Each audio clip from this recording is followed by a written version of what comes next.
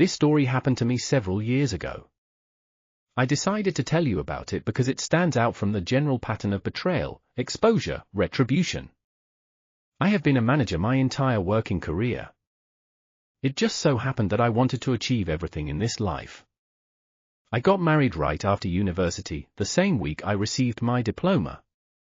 At first, my wife and I lived in a small family apartment, barely making ends meet.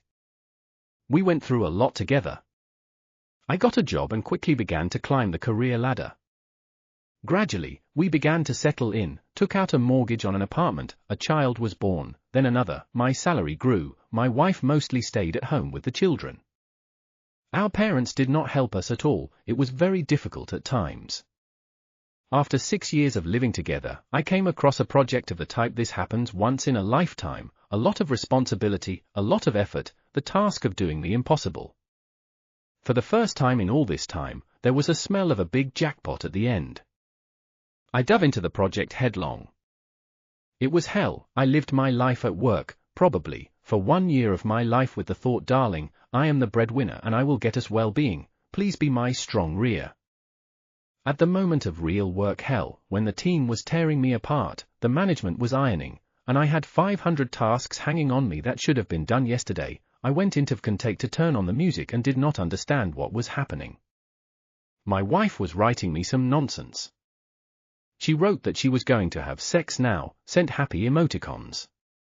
Then it dawned on me that I was sitting in the CapCut of her friend, who did not come out yesterday when she was visiting us and borrowed my laptop. The world around me went dark in an instant, I stopped hearing anything except the pulsating blood in my ears. I just got up, took my things, and without saying anything to anyone, ordered a taxi and went home. When I came home, the door was locked from the inside, I had to ring the bell for a long time. My wife opened it, kind and helpful. The youngest daughter was in the apartment, my heart was relieved. And then the boss called and started to talk on the phone, the question was serious, I started talking while walking around the apartment and then I saw some jerk on my balcony. Luckily, I was talking to a serious person and couldn't hang up the phone screaming fuck. This gave me a few seconds to come to my senses. After the conversation, I silently opened the front door, my wife was already bustling around, silently opened the balcony and told the jerk to get out before I killed him. He had boots in his hands, I kicked him out of the apartment, I was still thinking then that it was somehow mean to rush a person by jabbing him in the back. I didn't give a damn about him, the main fact was my wife. My wife mumbled something about it being my own fault, then I took my work bag and went to the nearest shopping center, where I got drunk on beer to somehow drown out my pain. I don't drink, so I got drunk right away. I called my older brother, told him everything, my brother advised me to hold on and not to take any abrupt steps. My wife's letters and text messages with apologies poured into my email and phone. Around 10 p.m. I returned home, my wife begged me on her knees for forgiveness.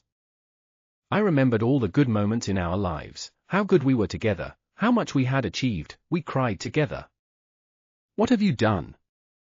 I asked, and she begged and begged me to forgive her. I forgave her. Firstly, because I love her, secondly, for the sake of all the good things we had, thirdly, for the sake of the children, I believe that they are not guilty of anything. When the picture came together, it turned out that this was their second meeting. I saw all their correspondence on contact, I saw that the wife resisted the seducer for a long time.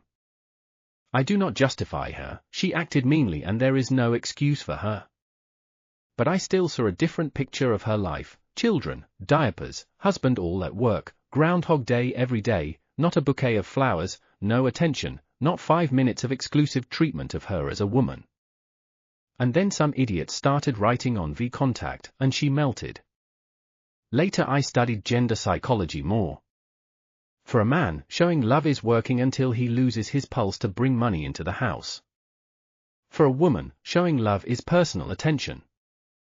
Men, do not neglect it. I still feel pain about her betrayal, sometimes I remember and my heart sank, but I pretend that it is all in the past. I do not regret my decision. In my opinion, the family has become stronger, we have become more sensitive to each other, the kids are growing up, I hit the jackpot, bought a car, paid off all the loans, I think there will be even better things ahead. That's the story.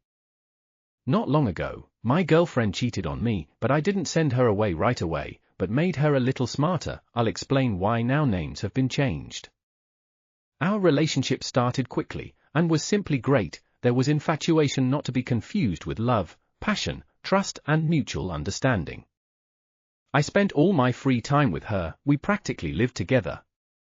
And then one day I left the city for some time, and from the very first day of my departure we began to quarrel. We quarreled practically for no reason. She started literally out of nowhere. I tried in every way to get through to her, and one day I succeeded. On Skype she told me that Sasha, her ex, with whom she had been dating for a long time before me, had shown up, and who had dumped her without even explaining the reasons. At the same time, she assured me that she had feelings only for me, but the pain from the previous separation had not yet subsided. I realized that I needed to go to her so that her disorder would not develop, and so I did. I was out of town for only a week, and upon my return our relationship had not changed at all, but I know psychology pretty well, and so I noticed some oddities in her behavior. Her behavior was similar to how girls behave when they cheat, but I trusted her and did not consider this option seriously. I thought that something else was involved. I arrived on Friday, we spent 2 days together, and on Sunday, as usual, I came to her. She was sitting at the computer, asked me to wait a little while she finished the correspondence, and only then would she pay attention to me. I was bored just sitting, so I took her iPad, which after 10 minutes also got boring for me. And then I thought that maybe this was a good opportunity to find out what she was hiding from me. It was a sure thing.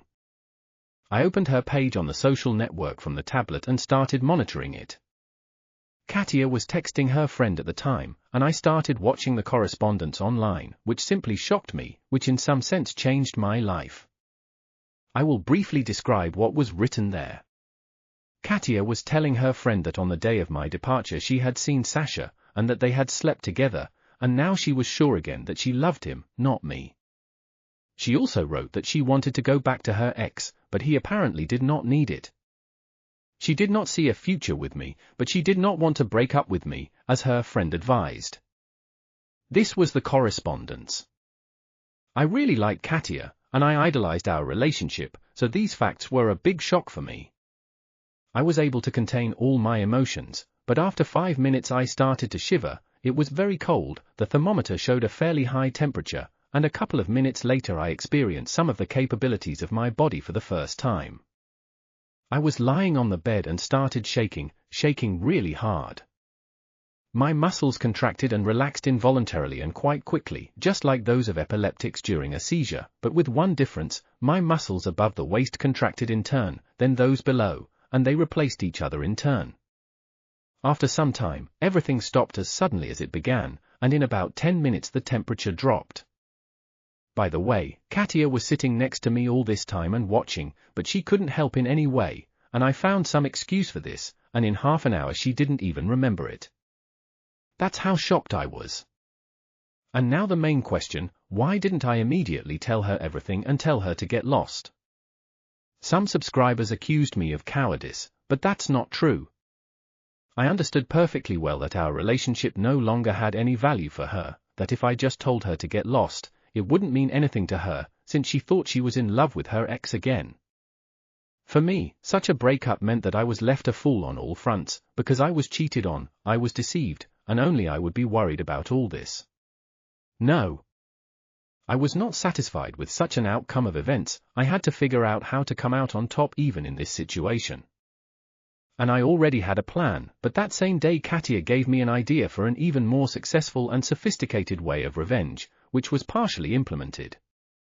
P.S. The post has unexpectedly dragged on, so if there is interest in continuing this story, I will make a second part, in which I will describe what happened in the second half of the same day, and all my further actions, right up until our separation. Good luck to everyone and faithful companions.